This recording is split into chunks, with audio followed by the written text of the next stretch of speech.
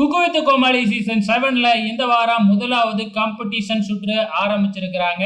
So இந்த வாரம் வந்து பார்த்தீங்கன்னா, ஃபேமிலி ஃபேஸ் ஆஃப் குக்கிங் அப்படிங்கிற ஒரு காம்படிஷனோட ஆரம்பிக்கிறாங்க. அதாவது ஒரு ஃபேமிலி மத்த ஒரு ஃபேமிலியோட போட்டி போட போறாங்க. 2 ஃபேமிலிக்கு இடையே தான் போட்டி. எந்த ஃபேமிலி வின் பண்ணுது அப்படிங்கிறது தான் காம்படிஷனு.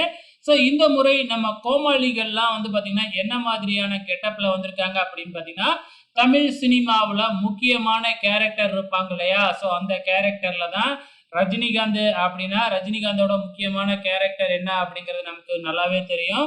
ஸோ பாட்ஷா கெட்டப்பு, அதுலயும் வந்து பார்த்தீங்கன்னா, அந்த ஆட்டோக்காரர் கெட்டப்பு நம்ம புகழ் போட்டிருக்கிறாப்ல.